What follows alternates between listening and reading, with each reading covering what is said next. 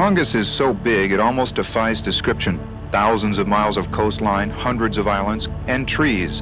11 million acres worth of Sitka spruce, western hemlock, and Alaska cedar. All this and the wildlife that lives there belongs to you and me. It's up to the Forest Service to manage it in a way that will allow as many different uses as possible for the forest. What do you think of the way the Forest Service has handled the situation out here? I think they have a lot of gall selling the people's land to this one company, letting them get rich, while generations of people are going to have to look at the scar that's left.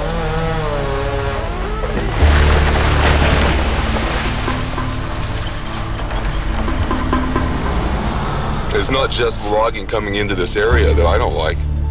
It's the logging practice in general in all the Southeast, or the whole use of our national resources.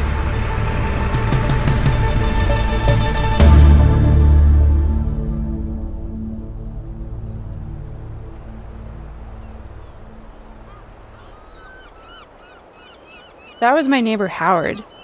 Like most of us out here, he's a commercial fisherman. He moved to this village about 50 years ago, the same time as my parents. Howard and my folks learned how to catch salmon from the old-timers. But just as they got comfortable living off the land, they realized a cruel truth. This idyllic fishing village is front lines of a David and Goliath battle against short-sighted greed and the ruin of one of the last coastal rainforests in the world. This film is about what it means to call a place home. But it's also about how the fight to keep trees standing in Alaska is critical to the future of our planet.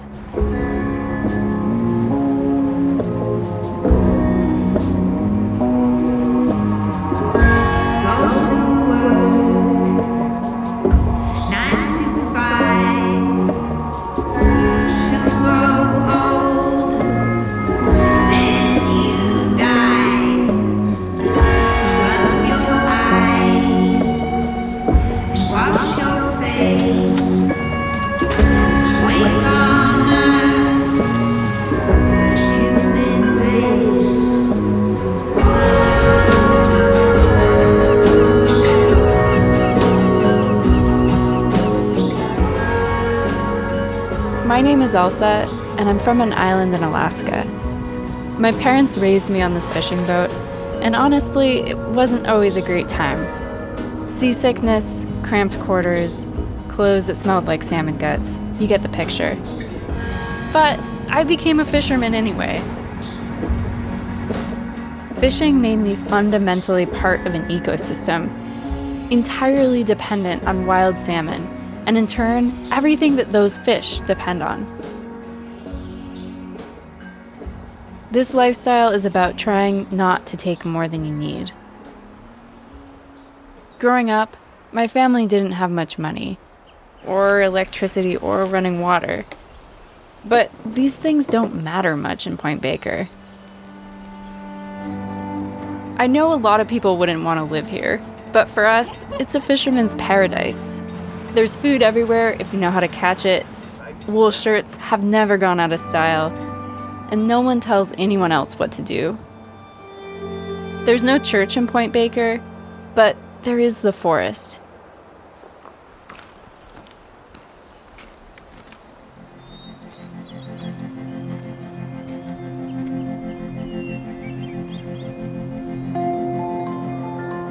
This is a really beautiful example of an old-growth forest. Generations of trees growing, falling, growing to reach this point where you have a healthy, productive, old-growth forest. When a big old tree falls in the forest like this one that I'm sitting on, one of the primary things that it offers is a nursery for the next generation of trees. Here's a little spruce sprout.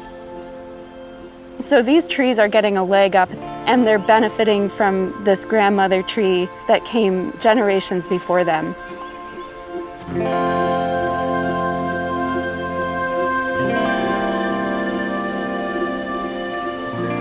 The trees that I'm standing under are part of the rainforest bioregion that spans from Northern California to Alaska. But the logging boom of the first half of the century decimated most of the southern forest. Today, at 17 million acres, the Tongass is the largest intact temperate rainforest in the world. Back in the 70s and 80s, my parents and neighbors were part of a grassroots movement that won protection for 9 million acres of the Tongass. Today, we preserve the final frontiers of America's national forests for our children. This will include protection for the last great temperate rainforest in America, Alaska's Tongass National Forest. But that initial sense of hope was short-lived. The logging industry continued to find ways to weasel around the protections. Today, the Tongass is the only national forest in the United States where it is legal to clear-cut swaths of old growth. The industry lobbies relentlessly to roll back protections so they can gain access to every last giant tree. And now, 2 decades later, they might have their chance. President Trump has instructed Agriculture Secretary Sonny Perdue to exempt Alaska's 17 million acre Tongass National Forest from logging restrictions imposed nearly 20 years ago. The move would affect more than half of the world's largest intact temperate rainforest.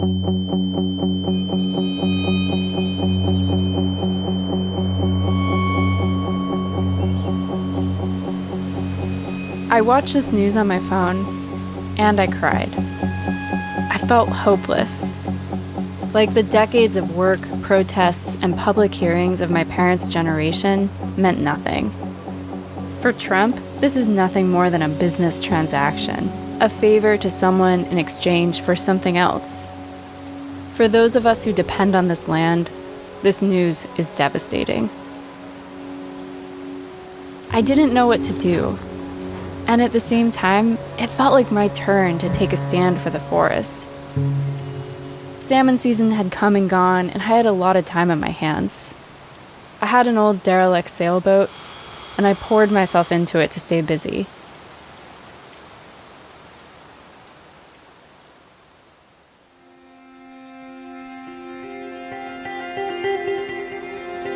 As the Merlet started to look more seaworthy, I got an idea. Not many people have seen the remote and threatened places of the Tongass. What if this old boat and I could show them?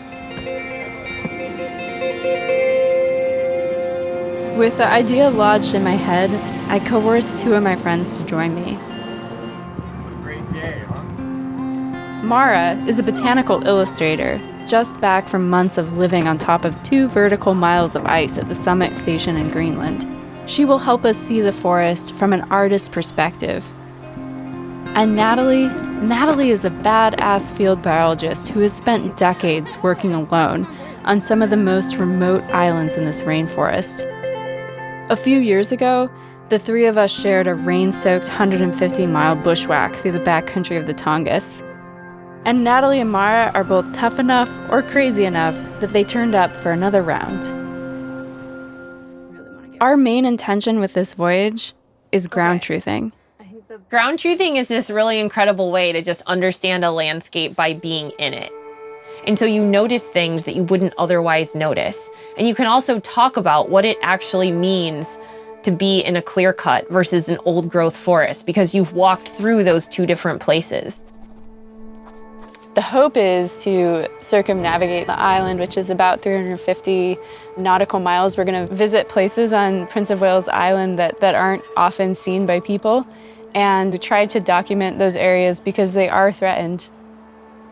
I've run my own fishing boats up and down the west coast of Prince of Wales, but I've never gone around Cape Shacken down on the south end.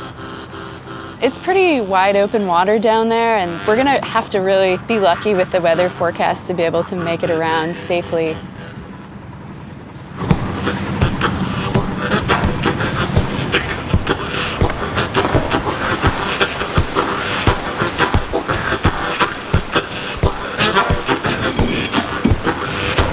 Really good winds.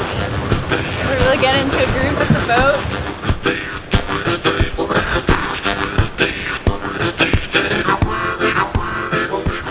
so wonderful having the chance to explore with both Mara and Elsa, because their life experience is incredibly rich, but they also get to see this forest in ways that are different than the way I see it, and that's really valuable.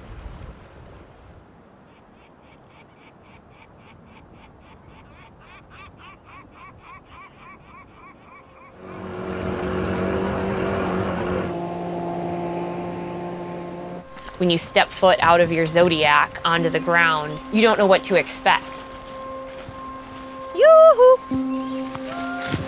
There's just so much life. And as a biologist, that's incredible.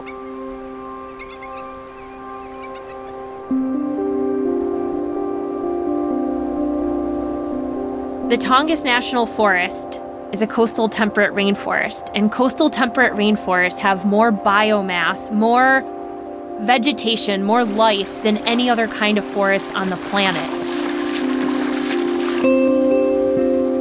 The wetlands, the rivers, the creeks form the arteries and veins that crisscross all of the forests.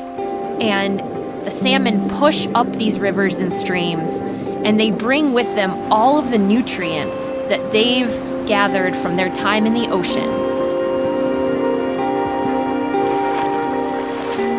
They move up these rivers and streams, they spawn.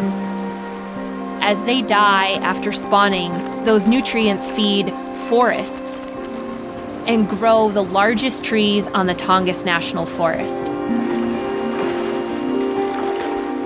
Salmon feed the densest populations of black bears in the world.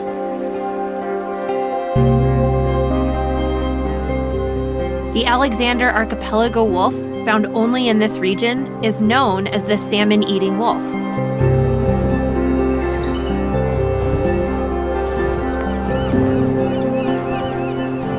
Everything is connected here in this archipelago. Salmon, eagles, sea lions, bears, wolves, and the trees.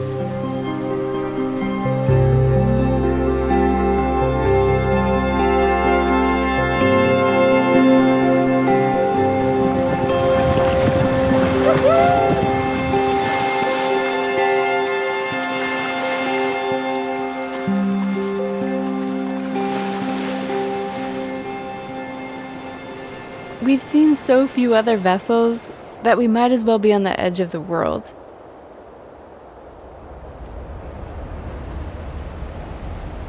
When a ship emerges on the horizon, we pull out our binoculars. The toothpicks stacked on the deck are huge trees.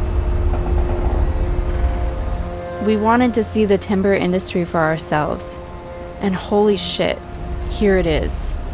A 600-foot foreign freighter loaded with old growth.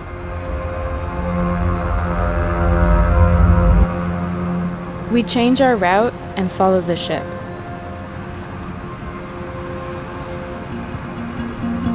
We are, as Americans, still logging old growth rainforest. And this is what it looks like.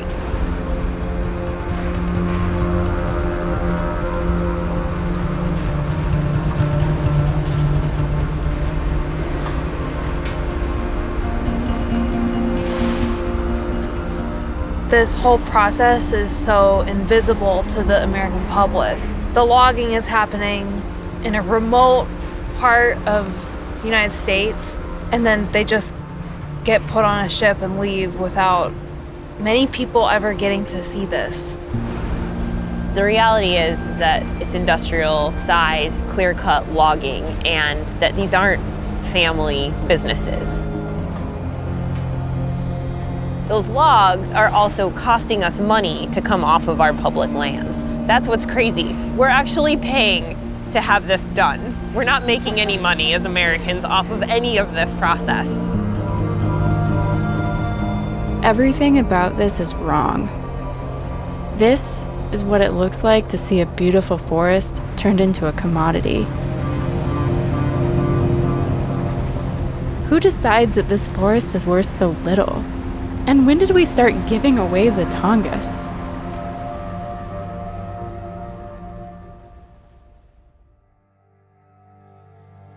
You may have noticed that Southeast Alaska is almost always colored green when you see it on a map. That's because nearly all of it is a national forest, the Tongass National Forest. That means that the decisions on how to use that land are made not in Juneau, but in Washington, D.C. In the last couple of years, the Forest Service in Alaska has suddenly become a very controversial agency. There's a big fight going on over what to do with the Tongass. In the early 1950s, it started costing Americans a lot of money to take trees off this forest. When these pulp contracts started, that's when we also started to see the large government subsidies. Those large multinational corporations eventually pulled out.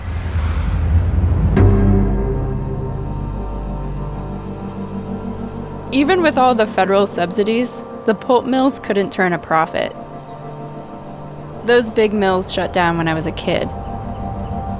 And the logging industry shrunk to less than 1% of the regional economy. But the U.S. Forest Service never let go of the 1950s dream of a flourishing timber industry in Alaska. Smokey the Bear still believes that this thing is going to pencil out. And until then, we'll keep spending taxpayer money. A 2019 report calculated that in the last 20 years, the Forest Service lost nearly $600 million clear-cutting the Tongass. Even more embarrassing is the fact that timber companies currently ship 85% of Tongass timber directly to Asia as whole logs, which means that the jobs and the money that come from milling timber into usable lumber gets exported too. Prince of Wales, my home island, is the heaviest hit by logging. The federal government has built 2,500 miles of logging roads. It costs taxpayers $180,000 per mile of road. The green areas on the map mark the last big stands of old-growth trees, and the places we intend to visit on this journey.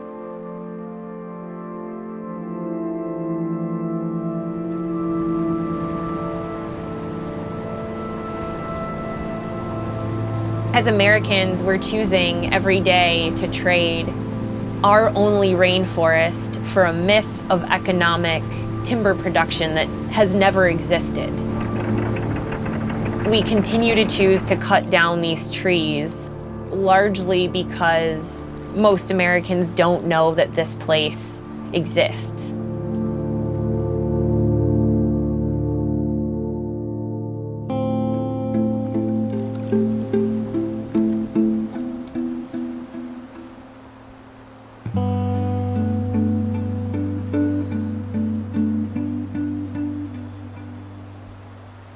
Even though this is such a small gesture, sometimes it feels like the only thing that you can do in a world that's deteriorating so quickly is to document it and say something before it's gone.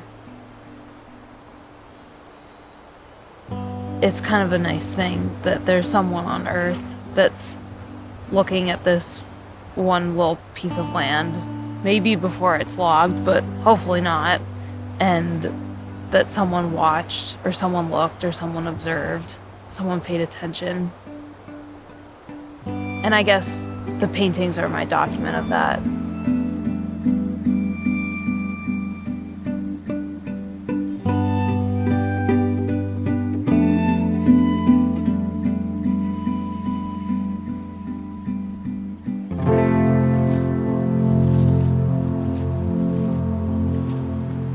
In Alaska, this island has a reputation for being kind of trashed.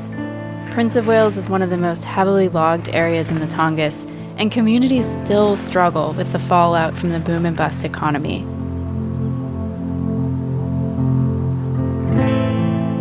Before this journey, I tried to avoid the painful aspects of home. We've made it a third of the way around Prince of Wales, and I couldn't be more grateful for my traveling companions. I can see my home through their eyes, and they help me see everything that is still worth fighting for.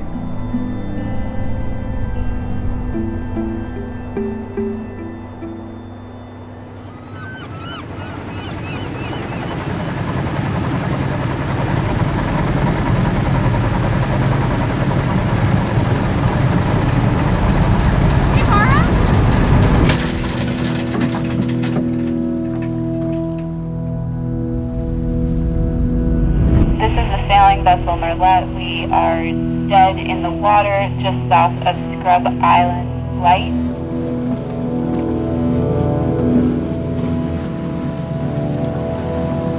Are you guys gonna need help on that side? Yeah, we might need a hand. All right, I'll jump over.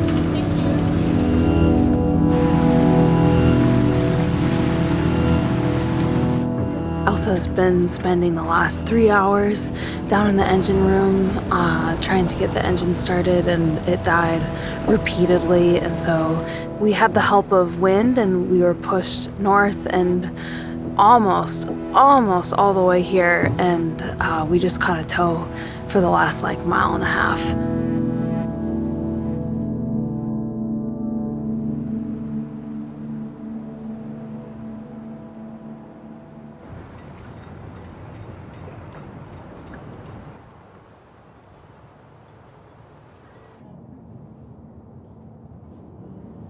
I've learned almost everything I know by fixing broken things. I've come into Craig a lot of times broken down on my fishing boat, and that's really stressful because you're missing $1,000 days. But actually I find this right now is more stressful. This trip is just kind of a once in a lifetime thing. You don't really get the people that we have together in one place with a clear intention and time and space to follow through on that intention. That doesn't happen very often, and that for me feels more valuable than $1,000 day catching kings out on the ocean.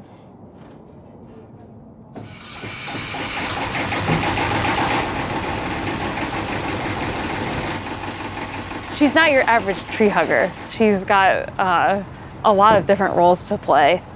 As a trip leader, as a captain, as a mechanic, and she's balancing a lot of that at once. It was very dramatic looking, but I think that, I think it's all right.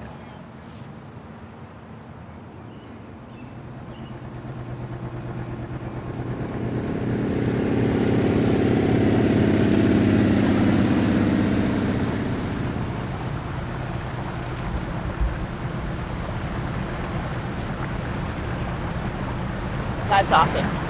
Thank you. Yep. How close should we get? It's an interesting perspective because this is where the logs all come in from. On the outskirts of town, we pass the largest timber mill left in Alaska. They have to have their blades custom made because nobody else in the country can even make that size saw blade anymore. Right. This is the largest industrial old growth logging mill left in the country. This mill, with 40 employees, is the only local industry left. And yet, politicians use Viking Mill as the rationale for continued clear-cut logging in the Tongass. We've lost 15,000 jobs in Southeast Alaska, high-paying jobs, because of the so-called environmental movement. That does not make sense. That does not make sense for America. This is a renewable resource that should be utilized and managed correctly. If I was doing it myself, I'd cut the old growth timber. It's dying anyway. Politicians in Alaska, unfortunately, do support logging these forests. And many Alaskans, meanwhile, will say we don't support logging of our old growth rainforests. For every voice that yells for more jobs and more profit, you can find an equally strong or stronger voice that says we should be protecting this place because we're choosing to live here because of the way that it is.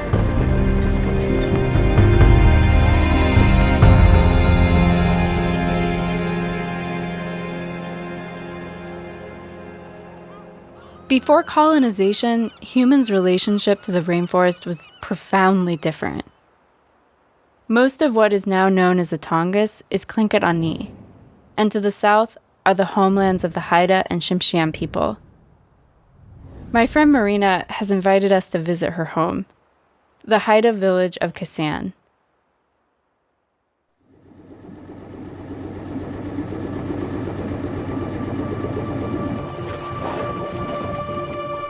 Marina is part of a new generation of indigenous advocates who are working to heal the damage done to their lands.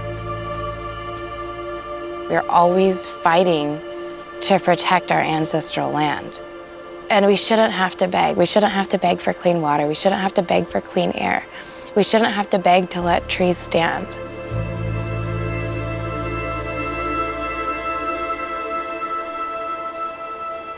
We had to live the way that we did because we were forced to participate in a Western economy.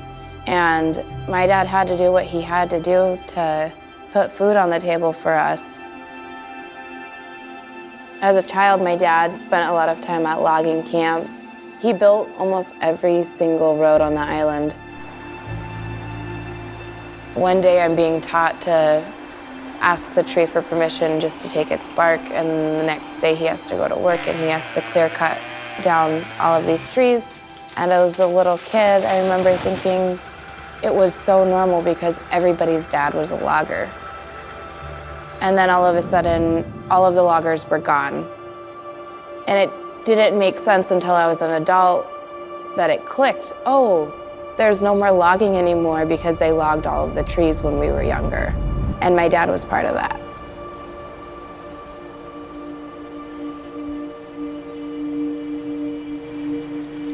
Cedar is part of our identity, it's part of who we are. This house is made out of red cedar. Our canoes are made out of cedar. Our totem poles are made out of cedar. Even in my short lifetime, it's gotten harder and harder to find our materials for our art. When you talk to Lisa Murkowski's staff, they're worried about the economy.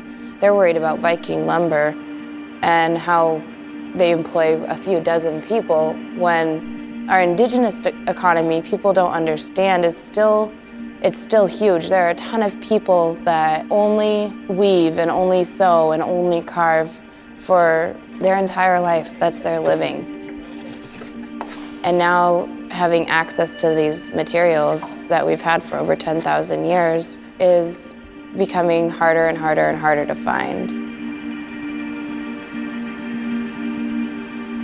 There's a time where the less greedy you are, the more wealthy you are. The less that you can take and the more that you can give, the more wealthy you are. And those are our traditional values that are coming back into play.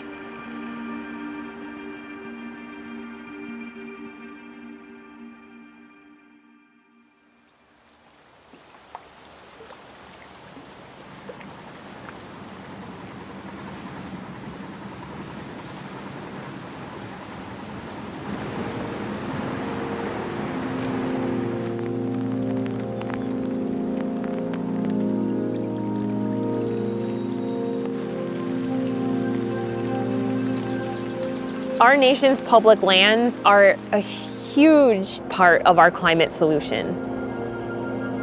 In this national forest, because it's coastal temperate rainforest, there's more biomass, more living matter, more carbon than any other ecosystem on the planet. We are literally standing in one of the largest carbon reserves in the world.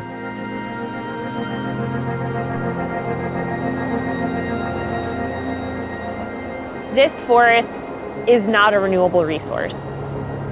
It's true that tree farms will regrow and allow you to grow a tree or lots of trees, but that's not the same as having an ancient forest. The forest does grow back after it's cut, but the new trees come back so dense that they choke out the light and leave the understory dark and lifeless. Alaskans have a name for these scarred places. We call them dog hair forests. It takes hundreds of years of trees growing and falling for the forest to heal itself and for light to reach the understory once again. An ancient rainforest feeds on light, water, and carbon dioxide. Some giants have captured greenhouse gases from the atmosphere for 1,000 years. Roots reach down into soil which has absorbed carbon since the last ice age. When the forest is clear-cut, the climate reserve is torn apart. Greenhouse gases are released from wasted wood, and CO2 escapes from the eroding soil. Studies show that in the Tongass, when a forest is logged, it can take more than 200 years for the trees that grow back to recapture the carbon emissions. You might have noticed that the pledges to plant trillions of baby trees are all the rage, but the old-growth giants aren't falling for the gimmicks. New research shows that the largest 1% of trees in the Tongass hold 50% of the carbon. Planting trees is still cool, but scientists are beginning to understand that there's nothing more effective than leaving big old trees standing.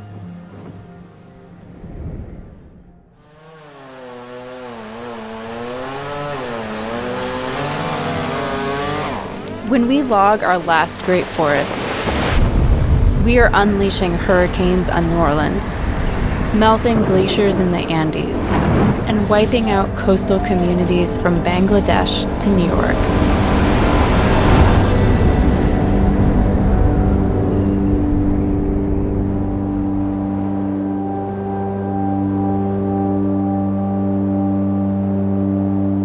There are places that still make you feel like maybe the world isn't changing faster than we think it is. That maybe here we can find reprieve from that cycle of constant change and adaptation.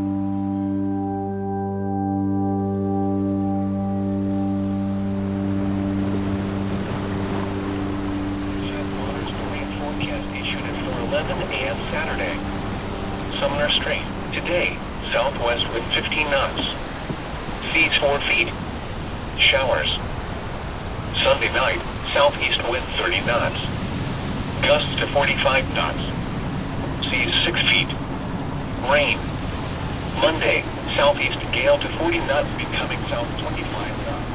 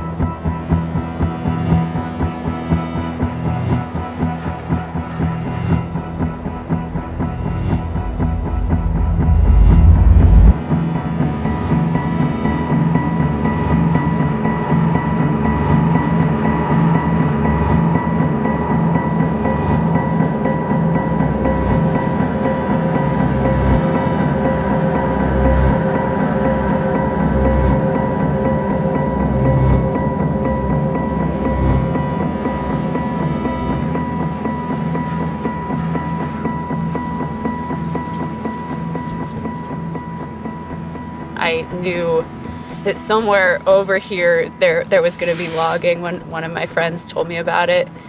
And like, this is it. That hillside that we were looking at is completely bare. It just makes me sad that we didn't get to see that forest. It's depressing to see it still happening.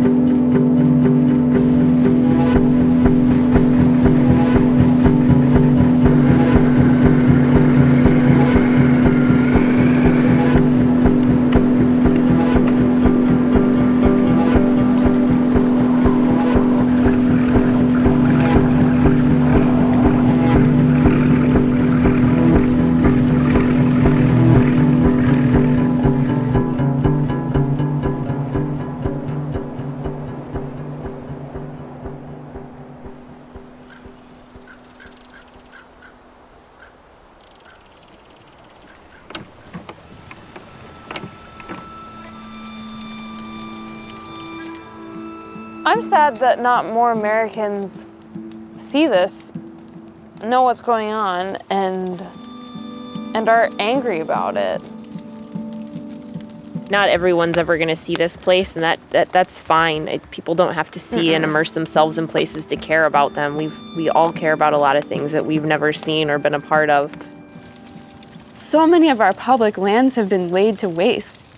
That's part of our legacy. But there are still forests on Prince of Wales Island and in the Tongass that are wild and intact and full of life. The fact that there's people who have fought for those places, who have seen their value, that's part of our legacy as well.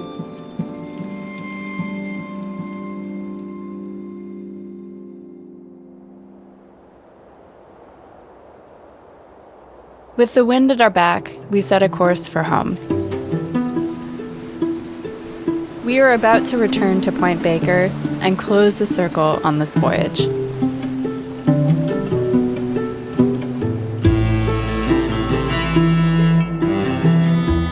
For so many climate solutions, we have to do things. We have to change the way we live.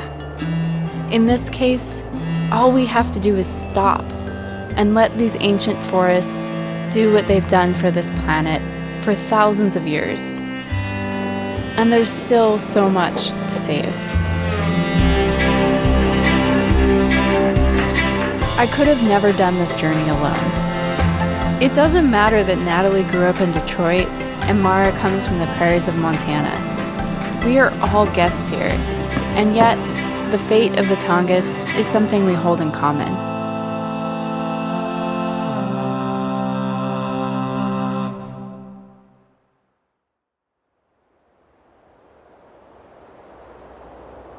Before we embarked on this journey, I didn't know what to do.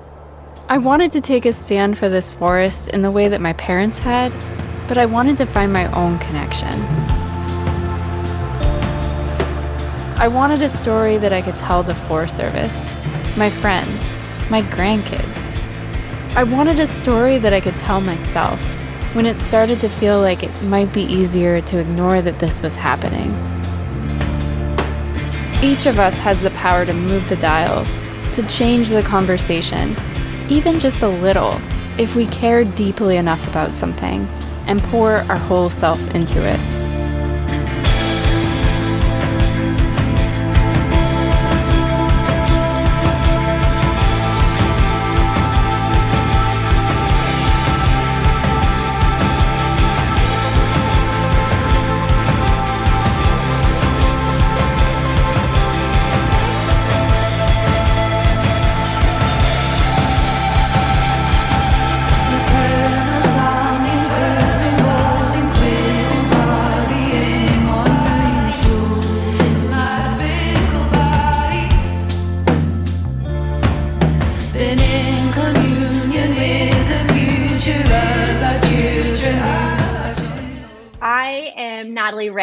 I am the moderator of this panel. I'm a filmmaker, photographer, and now also am helping Modern Huntsman with creative endeavors, community development, and shedding light on beautiful films like the one that we're talking about today here, Understory. If y'all want to introduce yourselves, Elsa, start with you. Yeah, my name is Elsa Sebastian. Since y'all watched the film, you have a pretty good sense of who I am and where I'm from. But I'm a commercial fisherman here in Alaska. I'm 31 years old. I've been fishing for the past 30 years. And yeah, I also produced Understory. So Colin and I have been working closely on the film for the past 2 years. It's been a great honor to have the opportunity to share the story of this place that I grew up in and work in and love deeply. And Colin is also my partner in life. So we worked hard together on the film, but now we're on to the next adventures. Can't get rid of him. Yeah, my name's Colin Erickson. I'm a filmmaker and directed Understory, and I'm based in Sitka, Alaska with Elsa now. I'm Gordon Chu. I've been in Alaska since 1999. We're working as millers and loggers and subsistence fishermen, and live in Tenakee Springs, Alaska for the last 21 years. Love that. When Elsa first brought your story to my attention, she described you as a steward of the forest, which I thought was incredibly beautiful. That is very kind. We do try to have a general model that puts the forest before business, and it's not always good for business, but it's good for a lifestyle and sustainable family living in the forest. So it's a lifestyle choice, really. Sure. Yeah. Well, Colin, I want to start with you. This is an incredibly thoughtful and insightful film.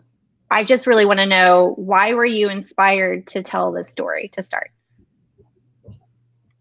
Yeah, so before I really knew Elsa, had heard a podcast through Duct Tape and Beer, their Dirtbag Diaries podcast, about one of Elsa's first trips through the Tongass, trying to understand the forest and the impacts of logging. It's an awesome podcast if people get the chance to check it out. And yeah, it was just a really, really compelling story. Elsa's, relationship to conservation through actually, working, fishing and having that connection as a local person. And then, the depth of the story, people fighting for over 50 years here to have this like locally led movement to protect their backyard. And I think from a storytelling perspective, those are really compelling starting points for a film. And the impetus really for moving forward with it was when the Trump administration revealed their interest in removing protections for 9 million acres of the Tongass through trying to overturn the roadless rule. So I approached Elsa about whether she'd want to do another expedition, and also put forward an idea to take her sailboat around Prince of Wales Island where she grew up. So me and another cinematographer joined her and her friends Mara and Natalie for a month-long expedition. Yeah, I mean, selfishly, as a fellow filmmaker, I really want to know what some of those challenges were in the creation of this film, especially in such a harsh landscape. Yeah, I mean, I think it starts off with just the hurdle of 5 people being on a sailboat. So there's 6 berths in the boat. We had 5 people on it, so we're pretty close to max capacity right off the bat. And then we had, the challenge of setting up a station to do downloading of our memory cards, backing up hard drives. We're juggling that with drying out and charging gear. So we had to do all this retrofitting of the boat. Natalie and I have been on shoots where, you're turning a 10 by 12 room into like a place 3 people are sleeping and a production studio. And I think for a lot of these documentaries where we're working on a shoestring, that's just always super common. Sure. So I'm sure you can relate too, but then you take that and you shrink it down to a boat, which is like more wet and more chaotic, and the whole thing's moving in the waves, and sometimes in a storm things are like crashing around, falling out of storage areas. Sure. So that was just part of the challenge. And then another part is it's an expedition, so it's not a preconceived outcome. Like, we didn't know whether we were going to make it around Prince of Wales Island, which was 350 miles. Like, the boat could break down. We might run out of time before the fishing season started. Elsa had to go up and fish in Bristol Bay after, so we had this hard deadline. So, it was a lot of unknowns. If a big storm came in, we might not be able to finish the trip and have to leave the boat in some super small town for 6 months till we could go get it. And then there's just the challenge of like when we get off the boat to go film, you're in the Tongass, so there's no trails really. It's super wet. You're bushwhacking. You have to carry all your gear in a backpack and keep things from getting destroyed. So we had a drone, an Inspire 2 drone crash. We had at least one camera get really submerged in salt water. And when stuff like that happened, we had to have like the backup gear to keep going, because there's no Best Buy. You're not able to order anything and have it delivered in less than 2 or 3 weeks. So it's just, it was definitely required being totally self-sufficient and being ready for when things went wrong to kind of remedy it yourself. Yeah, there's a reason why there's no shots in the film of the inside of the boat, because the inside of the boat was always covered in camera gear. Right. Nice. Yeah. Well, I've had a lot of stuff go wrong in my productions. And after hearing your stories and having been on one of your productions, I am humbled at all the endeavors that you've done and how you've kind of resiliently made your way through all that kind of adversity. So, I mean, real hats off to y'all for sure. There was definitely a sense of relief and some surprise when we made it to the end and had all the footage, and the trip was a success. We just didn't know how it was going to go. I'm sure, yeah. Elsa, you know, as people have learned in this film, you have a very intimate relationship with the Tongass, having grown up there your entire life. You know, you're a commercial fisherman there as well. Can you paint a picture of this magical place and speak to your relationship with it and how you've kind of seen it evolve over the years? Yeah, it's so incredible to be able to grow up in a wild place like this. And, you know, I think in terms of painting a picture, the film does a really good story or job of that. But this is over 1,000 islands. All of them are unique. They have different compositions of wildlife. They have different types of soil, and some have big trees and some are sort of storm swept. And I mean, it's an amazing, rugged place. And the majority of the Tongass that is forested. There's a lot of places in the Tongass that are actually rock and ice, and that's kind of another part of the conservation equation, is making sure that when we protect lands, we're actually protecting places that are forests and not just a mountainside somewhere. But yeah, the places in the Tongass that are rainforest are, I mean, the forest is dense. It's incredibly mossy. When I bring folks from the lower 48 states into the Tongass, that's what they always say is like, wow, there's just moss and ferns everywhere. I mean, everything is green. It's like a fairyland. And it's also very intense. I mean, it can rain hard for a month at a time with no break. I like remember when I was a kid, you just kind of anticipated that you wouldn't really get to go outside in the month of October unless you were down to get soaked. So it's a rugged place for backcountry adventures and a pretty hard place to, you know, live in the bush and live in rural places. I mean, a lot of my childhood and out in Prince of Wales, where I grew up, is just kind of survival. You know, folks fish in the summer, and then in the winter months, your main concern is firewood. You know, just trying to keep yourself warm. My relationship to the forest has changed a lot over the course of my life. I think one of the things when I started ground truthing the Tongass, which ground truthing is basically just going out to these threatened places and seeing for myself what these lands are and what they're facing and trying to understand that in a visceral way. But when I started ground truthing, I realized that when I was a kid, there was a lot that I wasn't seeing. And I think it's a very human thing to just see the beauty around you and try not to see things that are ugly or scarred or have been left behind or abandoned. So yeah, I mean, as a kid, I was just enjoying growing up in this fairyland. And then when I was in college, I started fishing my own salmon boat. And it was just me on the boat, so I had a lot of time to think.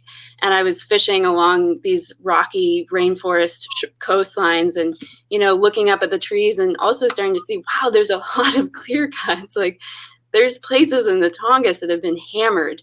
And, you know, I started to notice that, and I also started to reflect more on climate change.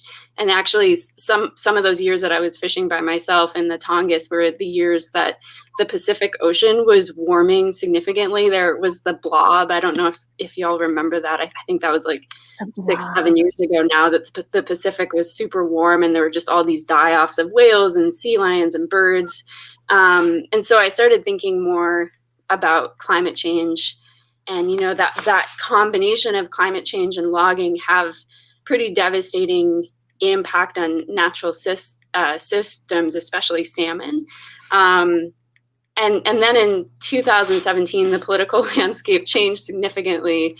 And I realized that the Tongass, that had seemed like it was kind of on a different trajectory of, like, you know, we're starting, like, the economy isn't really invested in logging anymore, large scale clear cut logging.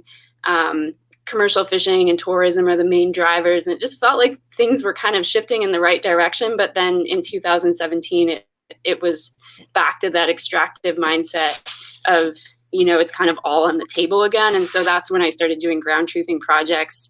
And, as Colin said, I started out just with a huge backpack moving across Prince of Wales, lumbering around, with this heavy backpack on. It's kind of like moving like an animal, you feel like a black bear or something, just like a lot of stuff moving through the forest. And it was pretty shocking to me to realize how long it takes the forest to recover from a clear cut. That was something when you're on the fishing boat looking up at a hillside that was logged 40 years ago, it looks green. But when you're in the understory, in the forest itself, you realize that even if the top of the forest is green, what you're moving through as an animal in that landscape can be, a bunch of slash on the ground where you feel like you're going to break a leg with every step you take. It can feel dead, rotten. There's no light on the forest floor. And that was when I really started to get passionate as a conservationist, because I realized that people just didn't know what the forest as a recovering forest from a clear cut feels like, and what it feels like, especially when you're kind of thinking from a wildlife perspective. Forests in the Tongass, once they're clear cut, it takes hundreds of years for them to recover and become truly productive habitat.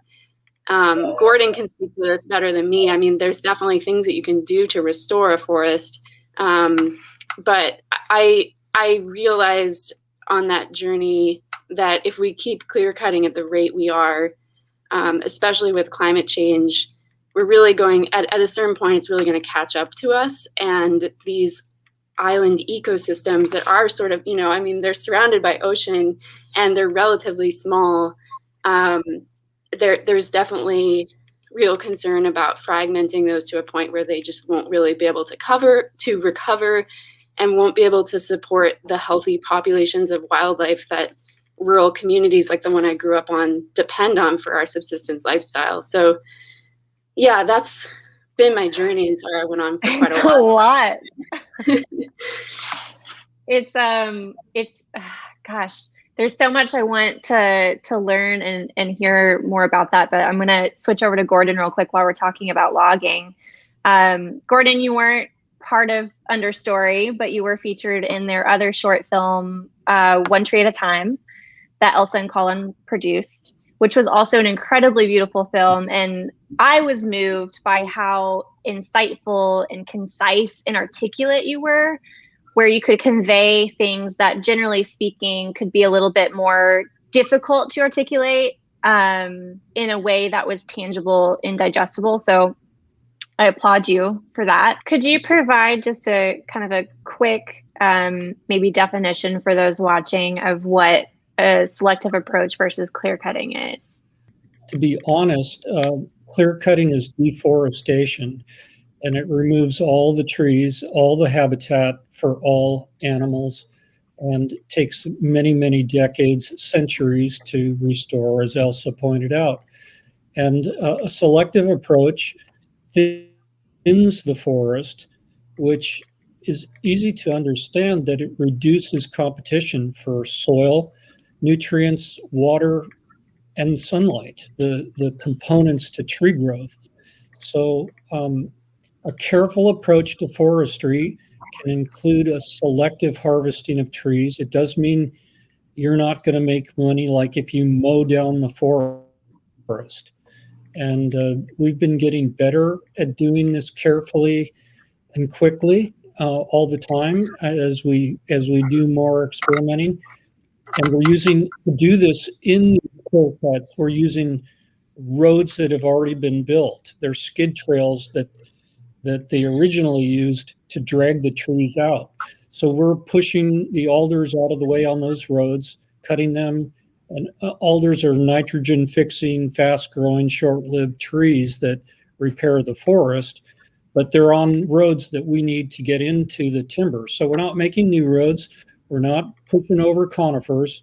We just move these young trees off the road and lay them down to make something to walk on with our excavator, which is we use it as a shovel yarder. We use the excavator to tow the logs we cut out, and then carefully fall the trees and extract them, leaving this viable stand. Yeah, I mean, we are so fortunate to live in a place that is as abundant as the Tongass. I think what this issue is for a lot of people who live here is just wanting to imagine there being a future for generations to come, and wanting to imagine that, you know, future generations will get to know what an old growth forest feels like. And I've walked in a lot of forests where you can see where trees were cut in like the 1920s, back before they clear cutted, and they would just go in and take out one or two really big trees, and those big stumps are still there, and there's little trees growing from them. But a forest that's selectively harvested from still provides really good habitat for wildlife. It still has that sort of spacious, beautiful cathedral-like feel that an old growth forest has. It's still an old growth mixed age forest. So it's really, I mean, it's awesome to have someone at the table like Gordon, who is an actual forester and spends time in the woods and thinks about these things a lot. And yeah, we need more folks like Gordon in this forest. I believe the question for everyone watching, the audience, after screening this film is, why is clear-cut logging still happening? I don't really have an answer for that, especially considering this is a national forest and it's the only one in America where clear cutting is allowed. I think it's probably just because it's historic and we're not under as close an inspection as the lower 48 states are. I really don't know why clear cutting is still allowed, because it is a process of deforestation. And it shouldn't be allowed, especially in old growth. Recently, we've learned a lot more about the results of the clear cutting here in the Tongass. We had this incredible rain event you've probably heard about on December 1st and December 2nd, where rain totals here exceeded 10 inches. Some people say 15 inches of rain in 2 days. And there was all sorts of destruction with landslides and rivers and bridges. And we're doing a lot of that repair now. But the thing that I'm finding really interesting in these clear cuts, which because Alaska is very steep terrain generally, the clear cuts are on steep terrain, and then they'll come down into alluvial flats. But we've surveyed now 5 recent landslides, and all of them occurred in young growth. So it's easy to understand. You disturb the soil, you take away the big trees that are holding 10,000 years of soil building in place, and then some event happens like this and the land lets go. Now, it's not maybe that many acres compared to the Tongass, but it's pretty disappointing to see that earlier forest practices are not exactly holding the earth where it should be. And I think I don't really understand why we're still clear cutting old growth, and there's other good reasons to move away from it, which we've discovered in our transition to cutting young growth. And the movie Colin worked on with me highlights this. One of the big problems with any clear cut is that the stand of timber becomes even age. All the trees are the same age. And what that does down on the forest floor eventually is block all the light getting down to the forest floor. And now that's where most of the animals are going to be feeding. So the berries, for example, in the young growth stand that Colin filmed me falling some selected trees, there's very little on the forest floor. There's ferns and moss, but there's no typical berry feed, which the deer depend on very much in the wintertime. The young growth trees have no defect. I mean, these aren't old trees. They're not slowly dying. They don't have heart rot. They're better timber. And in our situation where we have very antiquated machinery, it's easier on our equipment to not be dealing with such big trees, number one.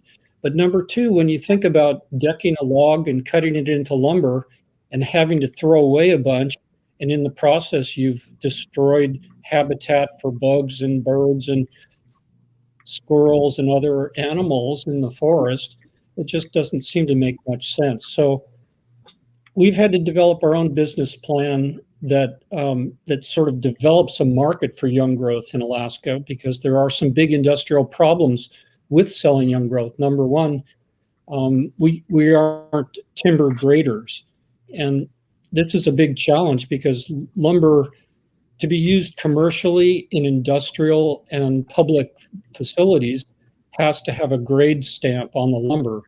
It's not easy and it's not cheap to be a lumber grader. So you have to grade a whole lot of lumber. And the irony there is that the lumber we're producing is far, far superior to anything you can pick up in Home Depot, but it doesn't have a grade stamp on it.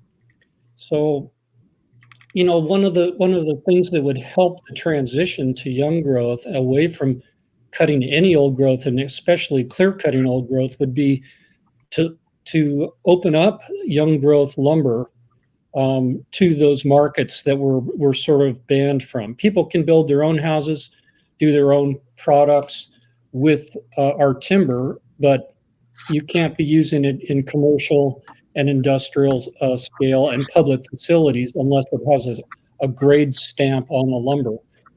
So that's one of the challenges that we're facing. But I think there's some irony there in these clear cutters saying that it's going to ruin their business, because the timber is both better, easier on the equipment, plus it's doing forestry. It's restoring the forest to an old growth spacing. And you can see this in every tree we cut. What happened, they clear cut, the trees came up like dog hair, very thick, and they grew very slowly. They pre-commercially thinned, and then they grew very fast for a while, and now they're slowing down because they're too close together. So what we expect to see now is you harvest these trees back to an old growth spacing, leave a viable stand, carefully extract the trees to not damage the live ones standing, and those trees are going to jump for the light with less competition from their neighbors again. So it is a managed stand. It isn't going to be wild and free forest again until all logging stops. But we all live in wooden houses, and we all need timber. So we just decided that in our construction experience, that finding a responsible way to use lumber and to start providing it to our communities would be a positive thing on all fronts. Most of the logging industry that we have in the Tongass is what we showed in the film. Those big clear cuts, and the majority of the trees are being sent overseas. And there's very few trees that are clear cut logged that are being processed in the Tongass. So Gordon is really, I mean, there's just a few small operators like Gordon who are trying to figure out another way to do things. And from my perspective, they're not getting the help that they need from the Forest Service, because the Forest Service is so busy trying to carve up the Tongass into these massive clear-cut timber sales, and we're just going to send all of that overseas, where Gordon, you know, the small-time operator making a living for his family, his son works with him, there's a few people from the community of Teneke who work with him, like he's having to figure it out on his own. It just seems totally backwards to me. And I'm so glad, Gordon, that you're doing what you're doing. Thanks for taking the time to figure this out, because I think you're really leading the way. Well, I totally agree with you too, Elsa, because the thing that's been so frustrating, I mean, I don't expect any handouts. The government doesn't do that anymore. They gave out 50-year contracts. They built $1 million a mile roads for loggers. They did everything they could to develop an industry that basically collapsed. And that was turning all our forests into pulpwood for export. But what they could be doing now is highlighting the transition, which they have successfully begun, although there's maybe a 20-year time period to transition away from old growth. They could be building cabins, they could be building bridges, they could be using this timber and highlighting the fact that and helping us find markets, but using it themselves, and they don't do that. They build bridges out of manufactured timber and poison wood, which I could show you bridges that are dripping creosote into the streams. They all do, and it's a travesty, and it's going to have to change. They will come out.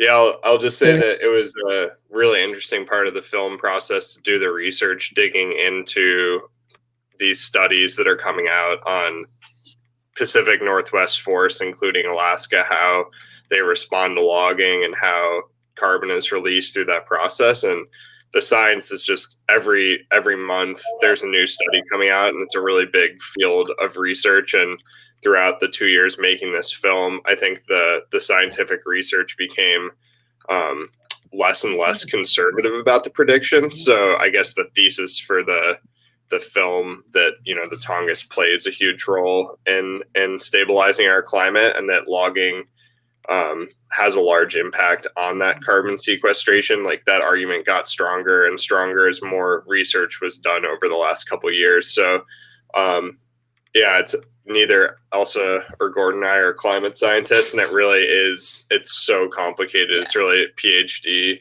level stuff to explain, but sure. But I think one of the really interesting stats is around it taking a couple hundred years for the forest to recoup the carbon that's lost and disturbed through logging. So it's not it's definitely, I think there's this common narrative that planting trees is the go-to for fixing climate change, and we were really leaning into the fact that, like, I think that's often the tree planting thing can become a bit of greenwashing, because the best thing we can do in especially old growth forests is not cut the trees to begin with. I mean, a lot of these tree planting campaigns are really just like you're donating money often to plant a tree in a spot that got clear cut a week before. So it can be a bit tricky to trace and understand what's going on in some of these reforestation campaigns, which I wholeheartedly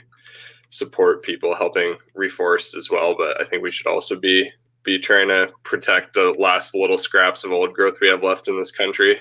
Yeah, I mean, I think the couple things that I think are really important is, one, and we kind of point to all of these in the film, but it's worth repeating, that there's been research that have shown that in old growth forest, like a forest where you have mixed ages, you have some big old trees and some smaller young trees, it's actually the largest 1% of the trees in the forest are holding 50% of the carbon of all of those trees. And then the other part of the equation is how much carbon is held in the soil. So Gordon was speaking to, all of the landslide events that they're having, and a lot of those are in young growth.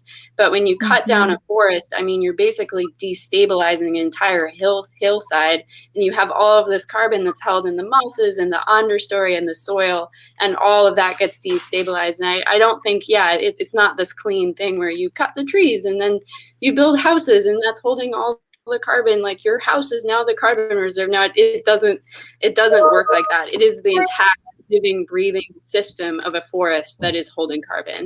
Yeah, and the soil, and it's speaking to a lot of regenerative agriculture farmers and ranchers and talking about soil health. And I was just going to mention, it sounds like the landslides are due to not facilitating the ecosystem that exists underground in soil health, which is in large part due to uprooting old growth forests, which is, there's so much greenwashing involved, and hopefully through more work like what y'all are doing, we can shed some more light on some common misconceptions around climate change and whatnot. But as it relates, Modern Huntsman is currently releasing volume 7 the water issue. And they'll be discussing kind of the interconnectedness of all of our water systems and the ecosystem, and how imperative it is that these water sources remain healthy. Kind of this outside world view, I think, of Alaska is that it's the last frontier. It's very wild and remote, and a lot of our commercial fishing comes from out of there, a multi-billion-dollar industry. And what's perhaps lesser known is that Alaska is full of subsistence fishing, which is, especially in rural communities and a lot of indigenous communities that exist there. I know you all on this call have a very unique relationship to the water systems in Alaska.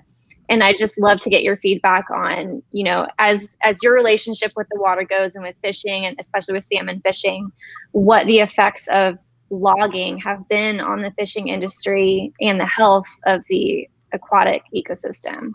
One of the things that I like to point out is that it's rural communities that are being hit hardest by extractive industry, clear-cut logging, because rural communities are dependent on the land for our food economy, basically. Growing up in a commercial fishing family, when you're working a renewable resource job like that, there's highs and lows. There's going to be years where your family does not have enough money to buy the food that you need to eat. And honestly, when you're in rural Alaska, it's really expensive to buy food. So rural communities in Alaska absolutely depend on intact, healthy ecosystems, and especially watersheds to support our way of life and to feed us through the winter. I've always been a commercial fisherman, so I don't quite have the subsistence relationship that a lot of my friends have, where, they're sort of fishing a specific salmon stream every year. But just talking to friends on Prince of Wales Island and elsewhere, there have been major issues with climate change affecting water levels. And then one of the biggest problems with logging is, I'm not a scientist, this is very simple terms, but an old growth forest cools the land. When rain falls, it sort of filters slowly down through that old growth forest and gets to the stream and provides, a consistent water temperature and also consistent water flow. But if you're going to clear cut log a hillside and you have a salmon stream beneath that, the water rushes fast down that bare earth and it's not cooled. And so it hits the streams all at once. It floods and brings a lot of silt and stuff that, salmon can't really spawn into that water system. So there's major issues with logging in terms of how it affects salmon habitat. And a lot of that, we saw decades ago. Folks in the community that I grew up in talk a lot about what loggers used to do to salmon streams. They would run cables up the edge of the salmon stream and basically just fly logs down the streams. Drive up them with heavy machinery. They would drive up them. Yeah. Streams were being used as roads Wow. with cats and bulldozers. So you can imagine that stream might eventually recover, but the generations of salmon that are returning to spawn in that stream in the years where that was happening would just, be blotted out. And salmon do return to the same streams they were born in. So that's an entire, special strain of salmon that has this special relationship to this place. And it's not as bad as it was then. Clearly we have environmental rules in place. But there's still things that aren't taken into account. When I was ground truthing, one of the things that was really disturbing to me is you're walking up this watershed and there's a buffer strip next to the salmon stream or river. And basically what that buffer strip is a strip of trees that isn't clear-cut logged around the river.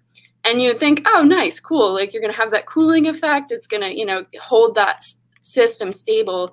But when you cut an entire hillside of trees next to a buffer strip, that's going to completely change the way wind moves through that valley. And a lot of those buffer strips just get blown over. Clear-cut logging, there aren't really any, there's no way to make it work for habitat. The kind of logging Gordon's doing is an entirely different story. But yeah, I'll let someone else jump in. Maybe Gordon has something to say about his relationship to subsistence fishing, but it's a really good question, and I get pretty emotional about it. Nice to hear that in your voice. When your life revolves around salmon and you find salmon nitrogen in all the trees around the streams, as scientists have now determined, it's pretty obvious that you can't take that away and have an intact watershed with healthy salmon populations anymore. So the other thing that Elsa said that struck a bell with me was, and Colin too, the way they used to log and use the streams basically as roadways. They pretended that it would help the stream to remove all the structures that were in the stream. In other words, all the logs that have fallen down across the stream, they had to remove those to log. But what they've found out, of course, is that salmon spawn in calm water, not in the raging stream. So those structures are now being put back by the Forest Service when they have budgets to do so. Part of stream restoration is using heavy equipment that's been made safe, in other words, they change hydraulic fluids for vegetable oil, and they go in and they put structures every half mile or every mile in the stream to create calm water for salmon spawning. So there was a lot of damage there, and it's true. I think that it will restore itself someday. This winter, in the huge floods we had over at Corner Bay, we had a humpy spawning spot right near that bridge, Elsa and Colin, right at the bottom. 1 mile from my log camp, there's that big bridge where the Corner Creek goes under it. And there's this beautiful arch spruce that fell down, a huge salmon, hundreds and hundreds of salmon spawn there. And nature cleared that out this year. That tree was just thrown aside like it was nothing. And it's a raging spot. So those salmon, that's natural that happens. But we've done that in a big way all the way upstreams. And I think that's part of the restoration issue that the Tongass has to face now many years afterwards. And the Forest Service has done some of that. But their budgets for restoration and for thinning are incredibly marginal.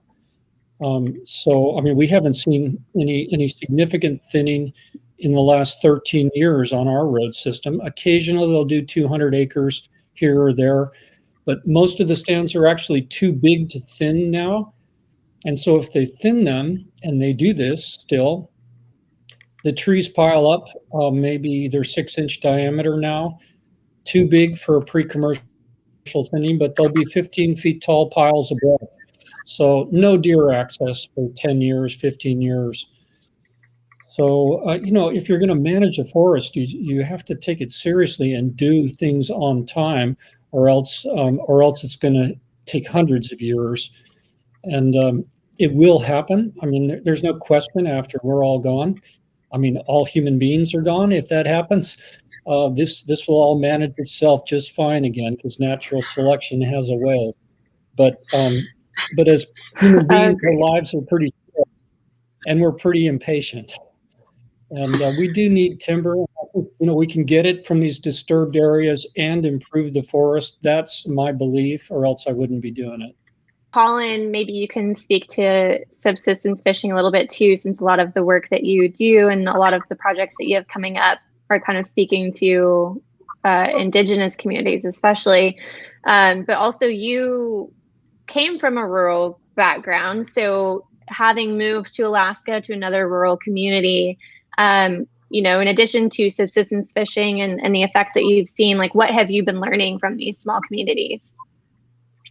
Yeah, I grew up in rural Vermont on a dirt road with 6 dairy farms. And yeah, when you are in a rural place and you see, the identity of that place in a dairy farm or in fishermen or in loggers, that's always been what's excited me about being in a small town or a rural community. It's that people have this unique connection to the landscape. They have a pride of being where they are. They have skills. They have, you know, a job that a lot of people don't know how to do and that takes a lot of commitment. And as I got older in Vermont, all those dairy farms, you know, basically got shut down, went out of business because of industrial farming. And coming to Alaska, like, I wanted to live in another place where people have that connection to the land, and that it's not just another, you know, rural area where the economy is drying up and it's just becoming developed into a suburb. You know, I think the thing that's special about Southeast Alaska still in the Tongass is there are so many people working outside. And I think the thing about a rural economy is it's dependent on so few sectors often. Like here, it's really at this point, it's tourism, it's fishing. And when you have those limited amount of sectors, there's a lot of instability when, you know, COVID happens and tourism dries up, or when fish price crash that puts so much strain on the community, or when timber dried up here, it creates these boom and bust cycles, and they stress the community, and they lead to things like farms going out of business, or people having to sell off their fishing boat and fishing permit, or a family has to leave Southeast because they can't be loggers anymore. And I think what I love about what Gordon's doing, and fishermen here who are getting really creative, is people are figuring out how to add value to their products. They're figuring out how to direct market and not lose such a big chunk of their margins to middlemen.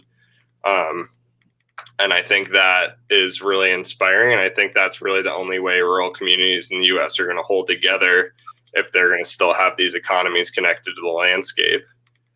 So, yeah, I really applaud what Gordon's doing. I think it takes a lot of creativity and resilience and thinking outside the box. And I'd say the state and the federal government are doing a really poor job in Alaska of supporting people who want to go that direction. I think the state should be recognizing that, you know, just to keep this outdated mindset and thinking that we're going to just keep doing things like we have for the last 60 years and keep logging in this way that's basically drying up all these other resources, and then basically it's not looking forward to the supporting communities, because even if they log every last tree in the Tongass, that's only going to last another 15 years, and you're just leaving all these communities out to dry. So even if you support clear-cut logging, I think you need to be looking at the fact that the window is dwindling, that people are going to be able to live off this and these jobs. And if the state gets their act together, I think they're going to be starting to subsidize, prioritize, create programs to support people creating small logging operations like Gordon. I mean, we're totally pro logging. The Tongass, one of the great opportunities here is more conscientious and more value added logging. And I'd love to see more businesses like Gordon's. Elsa, something that you and I were talking about was 30 by 30.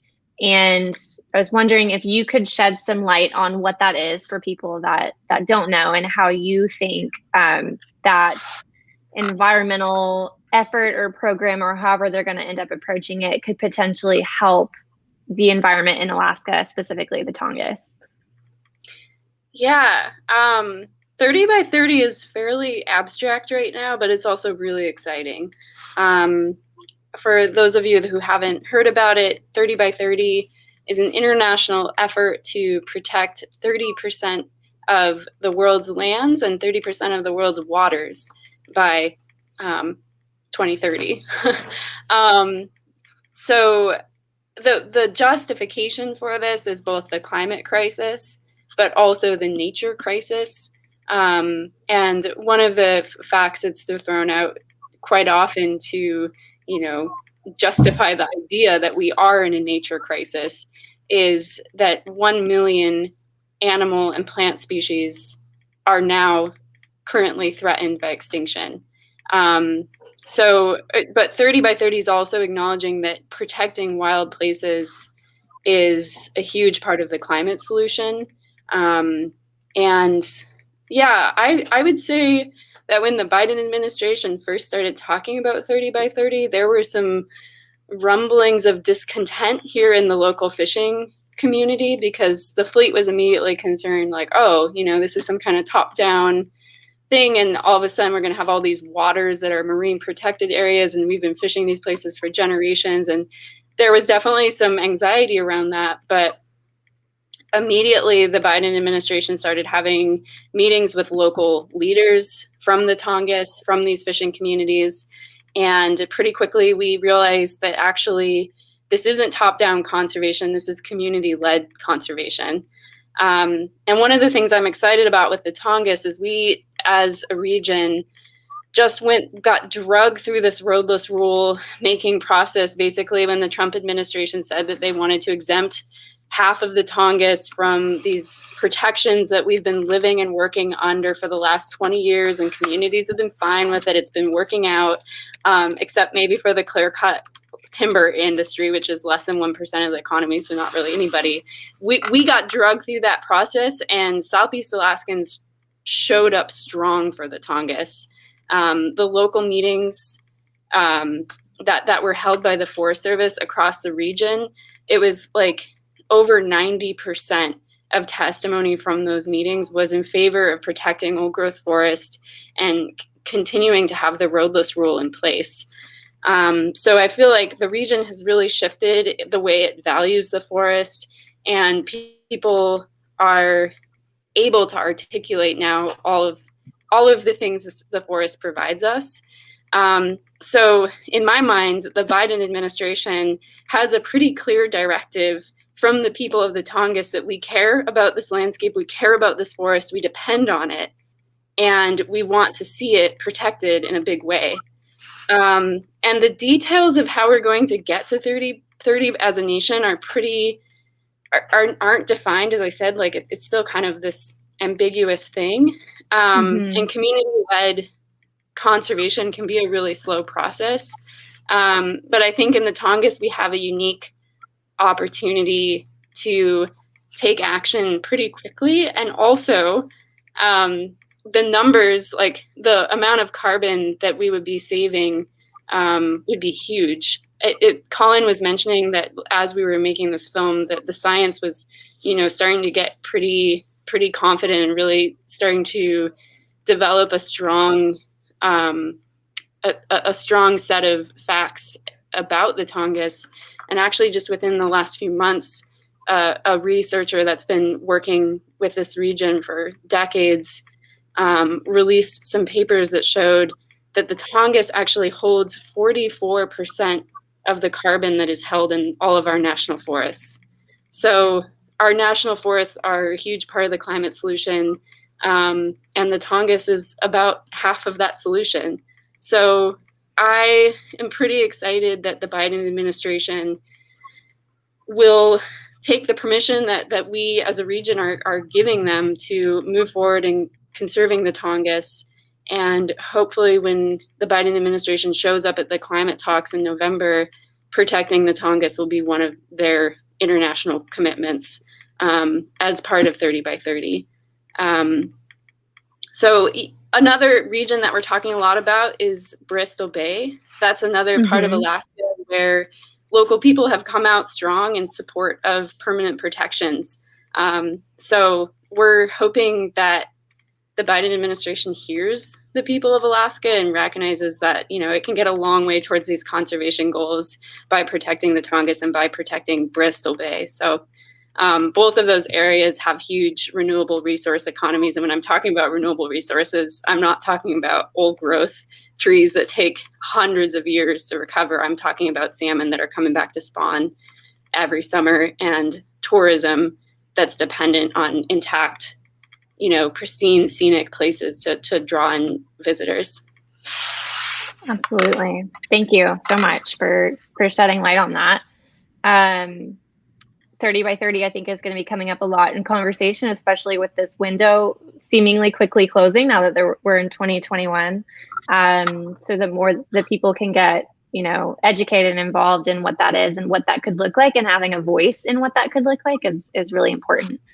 Gordon, in your short film with Colin and Elsa, you said something that stuck out to me. It was, if you have an approach that values the forest more than the bottom line, you can use resources without ruining the resource. So that being said, what is your vision for a healthy timber industry in Alaska, the region, the world at large, if you prefer? The transition away from old growth is a little premature, in my opinion, and that's basically because my business has been selectively thinning old growth timber. So we do cut older trees, but when the Forest Service lays out a careful timber sale, and we only can extract the trees they select, we take 1 out of 3 trees. So even in those areas that we've thinned old growth, I believe very strongly that can be done successfully. You can't keep doing it in that same area for many, many years. You might be able to go back in 25 years and take another third of the trees. Young ones are coming up. But I don't believe the issue is so much cutting old growth. It's clear cutting, period. And certainly clear cutting old growth is what the discussion should be about. So we're transitioning away from cutting old growth, even though that's been my business model. And that's because that's what the forest managers want to do. And that's largely a result of activism and environmental groups pressuring the forest to stop deforestation. But I still think that there's a big difference between clear cutting and selective cutting of old growth. So anyway, the picture for the future I'd like to see, it's more of a local economy. I mean, we're providing timber here in this town that we live in. We do export some to Juneau and some to Sitka. So we're helping those economies over there too. And we do have a few retail products in Juneau now, which I'm very proud of. I mean, it's just short, rough sawn, clear lumber, but they have bins of it, and they're selling it to carvers and woodworkers and artists. So we've sort of made a start into the wholesale market. We're not providing lumber yet in any quantities to retailers, but as Colin pointed out, the value-added option, which we need to survive, really includes us doing a lot of retail sales.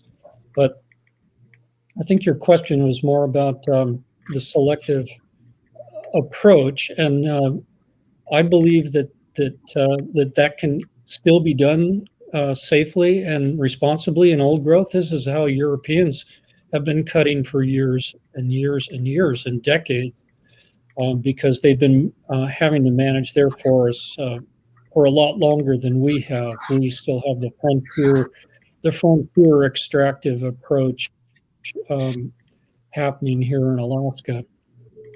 Colin, for those that have just watched the film, stepping away from it, what are some notes that you're hoping that they go home with, in addition to some tangible steps that they can take, whether they, live in a region or not?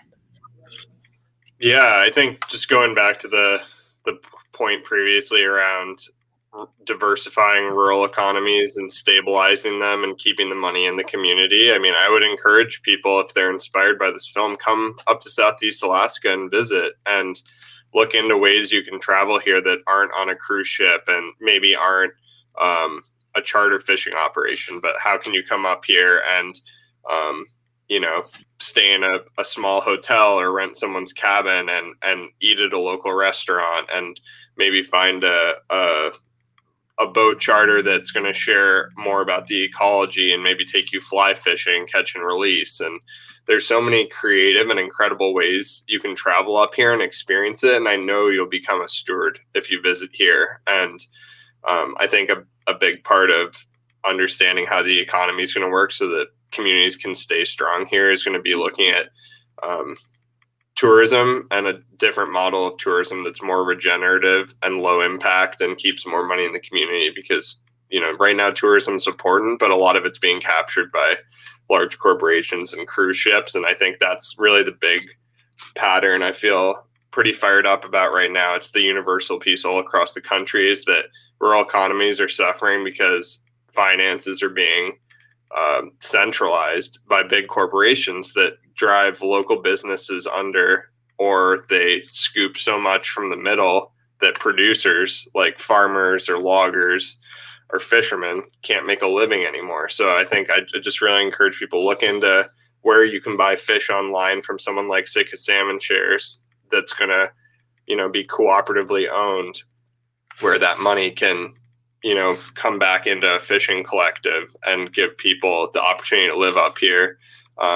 You know, it might be hard to find a way to buy lumber from Gordon, but you can come up here and you can buy carvings from a Tlingit carver that produced that themselves, and maybe that wood came from Gordon. So I'd say just, you know, slow down in your buying choices, maybe take a little longer to plan your trip, and you know, figure out how to learn about regenerative economies while, you know, maybe spending a trip up here and getting to connect with it.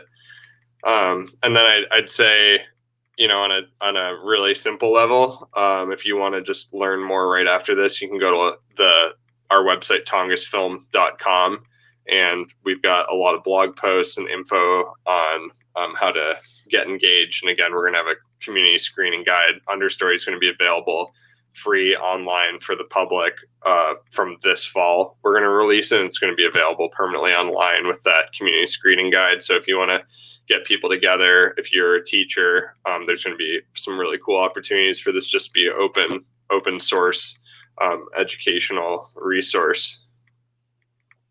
Amazing. Thank you for opening that up to everyone. And thank you all for taking the time to hop on this call and provide insight into all of your very unique areas with your unique relationships to Alaska and the Tongass. You know, I really appreciate your time and sharing that with the Modern Huntsman audience. Yeah, absolutely. Thanks so much for having us, Natalie.